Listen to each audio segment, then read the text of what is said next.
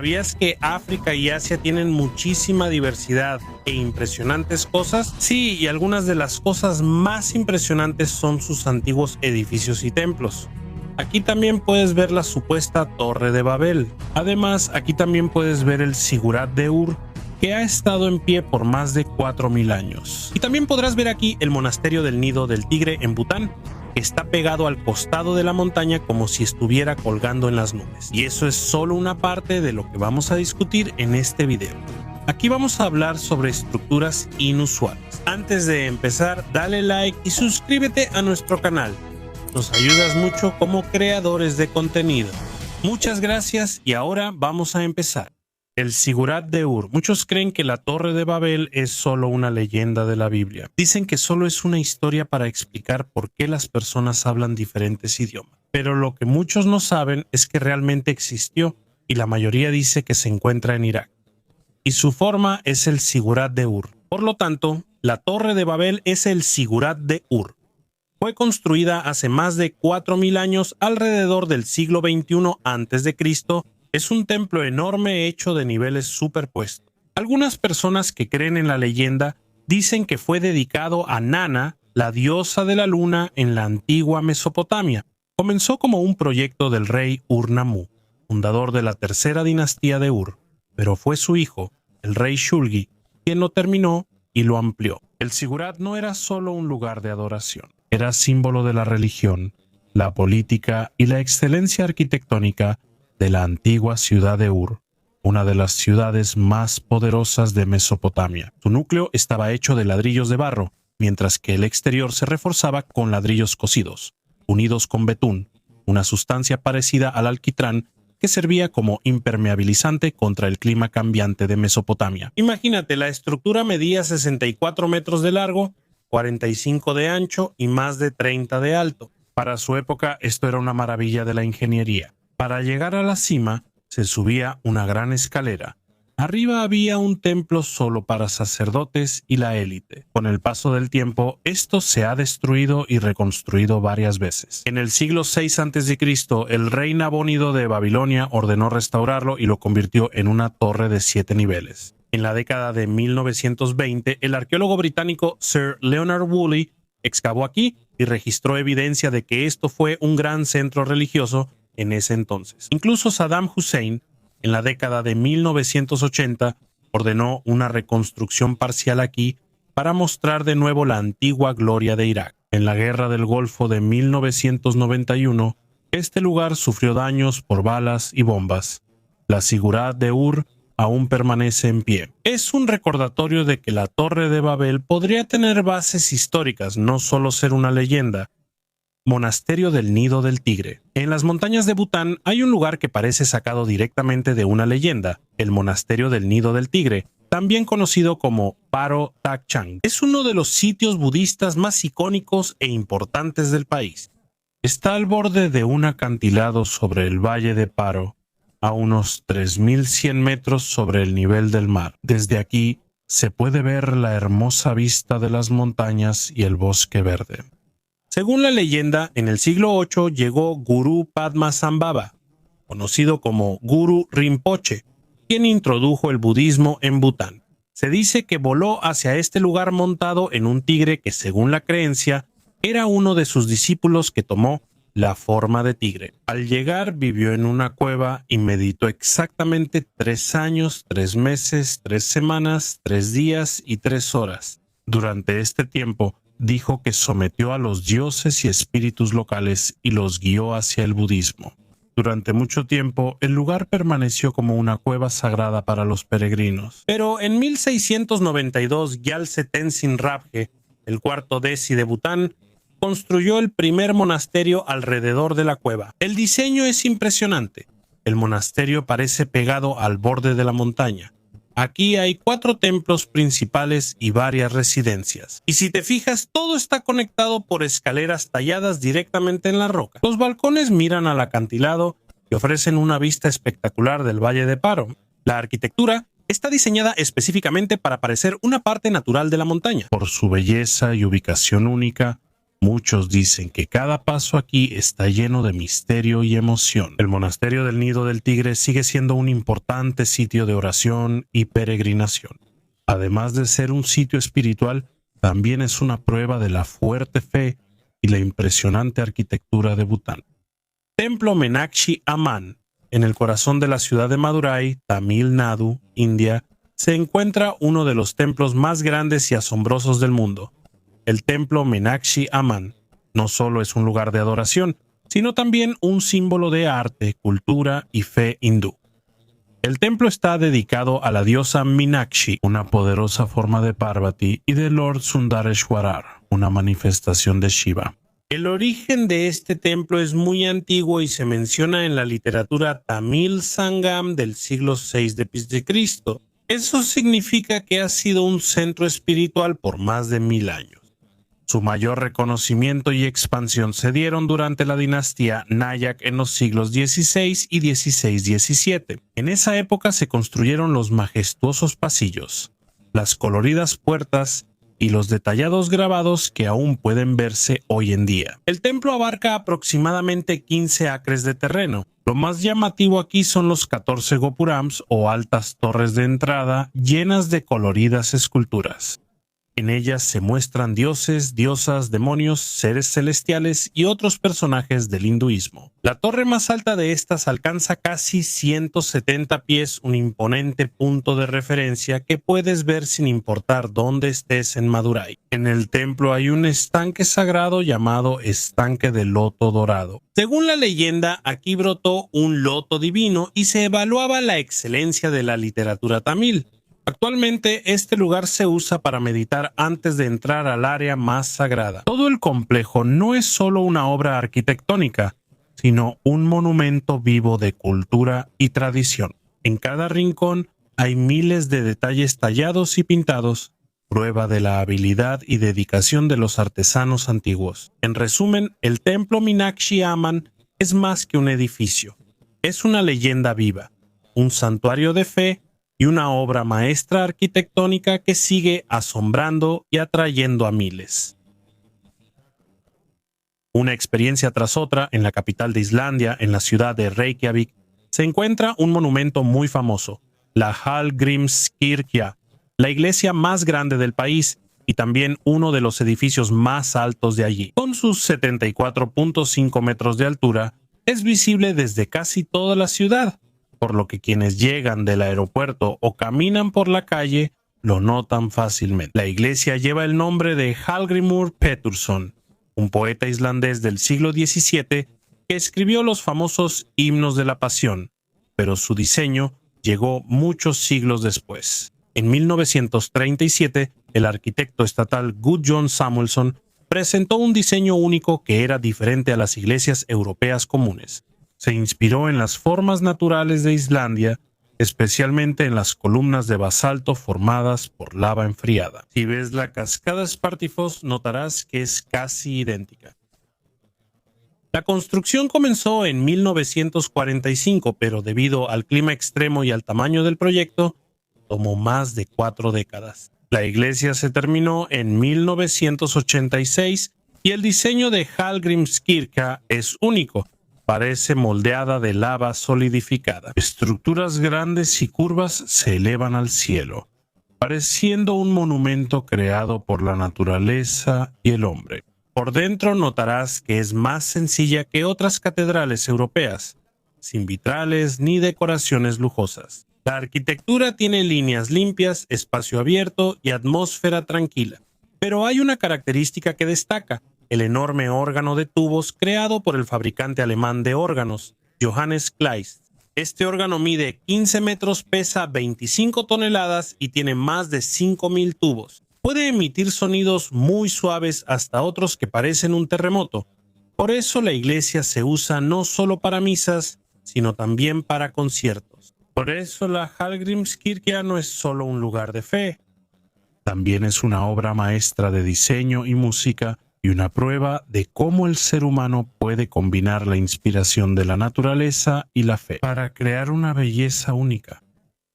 Borobudur, En el centro de Java Central, Indonesia, está la gran obra maestra budista Borobudur. No es solo un montón de piedras, es un templo sumamente detallado que fue construido en el siglo IX durante la dinastía Sailendra. Su diseño no es solo para la arquitectura, sino para un viaje espiritual. Al subir los 9 niveles del templo, simbolizas las etapas para dejar los deseos mundanos y alcanzar la iluminación. En la parte inferior está el Kama Dhatu, reino del deseo, donde las personas están atadas a lo material. En el centro está el Rupa Dhatu, o reino de la forma, que simboliza el crecimiento espiritual. En la cima está el Arupa Dhatu, o reino sin forma, que simboliza la iluminación sin apego a lo mundano. Borobudur está rodeado de montañas y fuerzas naturales, con los volcanes Merapi y Merbabu a su izquierda. A su lado fluyen los ríos Progo y Hielo. La ubicación misma parece mostrar el concepto del budismo que todo cambia y renace. La estructura cuenta con 9 niveles, 6 terrazas cuadradas, 3 plataformas circulares y la estupa principal en la cima. Alrededor de esto se pueden ver cientos de estatuas de Buda y tallados muy detallados que cuentan las enseñanzas e historias del budismo. Pero Borobudur no siempre fue tan espléndido. En el siglo XIV, cuando el hinduismo y luego el islam llegaron a la región, poco a poco fue abandonado y cubierto por cenizas de las erupciones volcánicas y por la densa selva. Como si hubiera desaparecido siglos de la historia. En 1814, Sir Thomas Stamford Raffles, el gobernador británico en Java, redescubrió el templo oculto. Desde entonces ha sido restaurado en varios proyectos y ahora es Patrimonio de la Humanidad por la UNESCO. Borobudur no es solo un símbolo de la arquitectura, es un recordatorio de la fe, la historia y la eterna búsqueda del ser humano por la iluminación. En Yangon, Myanmar, se encuentra un santuario que es casi imposible no notar, la pagoda Shwedagon. También conocida como la joya de la corona del país, brilla en oro y se alza en la colina Singotara, visible desde varias partes de la ciudad. Según la leyenda, tiene más de 2600 años y suele considerarse una de las estupas budistas más antiguas del mundo. 2 comerciantes hermanos conocieron a Gautama Buda, quien les bendijo dándoles 8 hebras de su cabello. Llevaron esto a Myanmar y lo depositaron, dando inicio a la pagoda Shwedagon. Aunque la mayoría de los historiadores creen que fue construida entre los siglos VI y X por los Montipol, no se puede subestimar su importancia en la cultura y la fe de los birmanos. La estupa mide casi 325 pies de altura y está cubierta de oro puro, oro real. A lo largo de los siglos, desde los reyes hasta la gente común, ofrecieron placas de oro para mantener su brillo. Lo más impresionante está arriba. La sección HTO de la estupa tiene más de 4.500 diamantes, incluido uno de 72 quilates. La estupa principal es impresionante, pero todo el complejo también está lleno de templos pequeños, estatuas, santuarios y tallados detallados. Cada rincón cuenta más de 2.500 años de historia y fe de Myanmar. Hasta ahora, millones de devotos y turistas vienen aquí cada año. Ya sea en la mañana o al atardecer, la pagoda dorada brilla como una gran luz que simboliza la fe, la historia y la identidad de Myanmar. Catedral de Notre Dame. En el corazón de París, Francia, se encuentra uno de los edificios religiosos más famosos y una obra maestra del estilo gótico católico. No es solo una iglesia, es símbolo de la historia de París y testigo de los hechos más importantes del país durante casi un milenio. Su construcción comenzó en 1163 bajo la dirección del obispo Mauricio de Souli y se terminó casi un siglo después, en 1260. La estructura se volvió impresionante de inmediato por sus esculturas detalladas, altas agujas y enormes vitrales. Notre Dame no solo vivió momentos bellos. En la Revolución Francesa de 1790 sufrió graves daños. Los revolucionarios estaban enojados con el poder de la Iglesia y la monarquía, así que destruyeron las estatuas e incluso decapitaron las figuras de los reyes en la fachada. Durante años incluso fue almacén. Al llegar el siglo XIX, el edificio estaba casi en ruinas. El interés resurgió por la novela de Víctor Hugo, Nuestra Señora de París, publicada en 1831. Por eso inició un gran proyecto de restauración dirigido por el arquitecto Eugène Viollet-le-Duc. En ese entonces se agregó la famosa aguja que colapsó en el incendio del 15 de abril de 2019. El diseño de Notre Dame es un ejemplo de verdadera innovación gótica. Los arbotantes no solo decoraban, también soportaban paredes altas y ventanas grandes. En el interior se pueden ver las bóvedas de nervadura que dan una sensación ligera al techo, aunque esté hecho de piedra. No pueden faltar las 3 ventanas de rosetón con coloridos vitrales. Más allá de su arquitectura, guarda historias de vida. Reliquias importantes del cristianismo como la corona de espinas atribuida a Jesús y un fragmento de la verdadera cruz. Por eso, se convirtió en un destino principal para los peregrinos durante muchos siglos. También fue testigo de acontecimientos históricos, de la coronación de Napoleón en 1804 hasta la liberación de París de los nazis en 1944. Pero la etapa más dolorosa en la época moderna fue el Gran Incendio, en 2019, que casi destruyó todo el techo y derribó la icónica aguja. Aunque hubo daños, se salvó la estructura principal y casi todas las reliquias. Hasta ahora, las reparaciones continúan y se espera que vuelva a abrir al público en los próximos años. Notre Dame es más que un edificio, es símbolo de fortaleza, fe y la belleza de París, que resurge siempre pese a las pruebas. Kalon Minare, en Bujará, Uzbekistán, se encuentra el Kalon Minare, una torre de más de 900 años que sigue en pie como testigo de la colorida historia de la región. Fue construido en 1127 durante la dinastía Karakanid bajo el liderazgo de Arslan Khan, y desde entonces ha sido una parte central de la vida religiosa y social de la ciudad. Mide unos 45.6 metros y en su época fue la estructura más alta.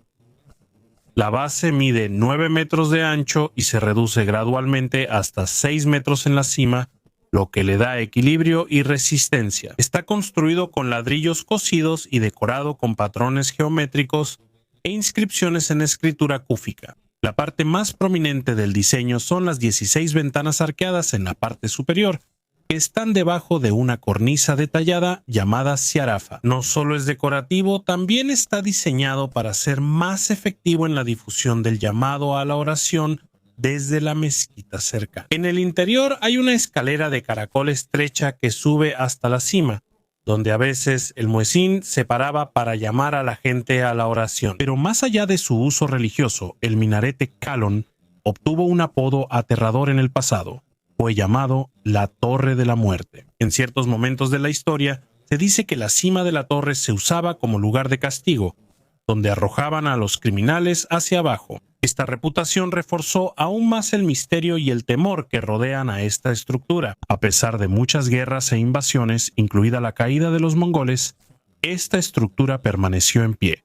Es una prueba de la habilidad de los antiguos ingenieros y arquitectos de Bujará. Hasta hoy, el minarete Kalon domina el horizonte de la ciudad y sigue siendo parte del centro religioso del complejo que incluye la mezquita Kalán y la madrasa Miri Arab. Actualmente es un sitio del Patrimonio Mundial de la UNESCO y uno de los símbolos más reconocidos de Uzbekistán. Es un símbolo del pasado y un recordatorio de la conexión regional con la religión, la cultura y la arquitectura durante casi un milenio.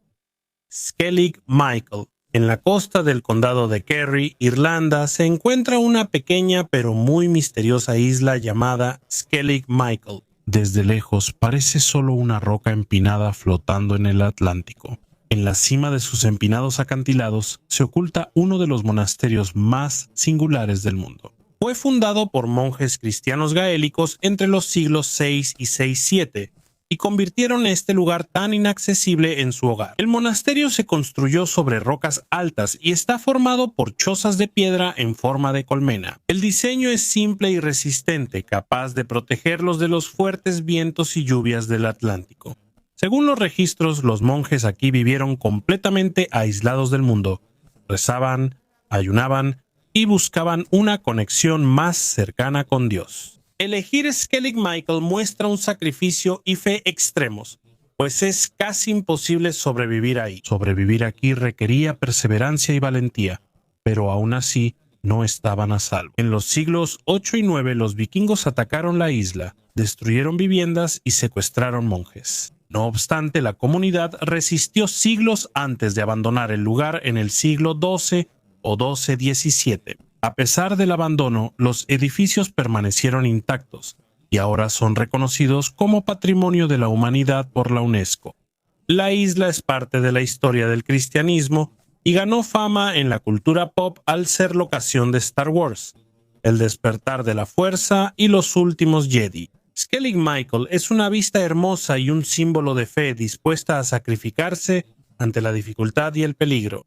Santuario de las Lajas. Al sur de Colombia, justo en el acantilado del cañón del río Guaitara, se encuentra una hermosa basílica neogótica que parece sacada de un cuento de hadas, el Santuario de las Lajas. Lo peculiar aquí es que la iglesia está situada entre las empinadas paredes del cañón y está conectada a un puente que parece suspendido en el aire. Fue construida desde el año 1916 hasta el año 1949 y tomó casi 3 décadas para completarse. Esta obra maestra, con sus altas agujas, detalladas tallas en piedra y el puente que cruza el acantilado, le ha dado la reputación de ser una de las iglesias más hermosas del mundo. Pero la historia de origen del santuario es aún más escalofriante que su arquitectura. En 1754, María Meneses de Quiñones y su hija Rosa, nacida sorda y muda, buscaron refugio en el cañón por una tormenta. Según la historia, Rosa dijo que vio a la Virgen María.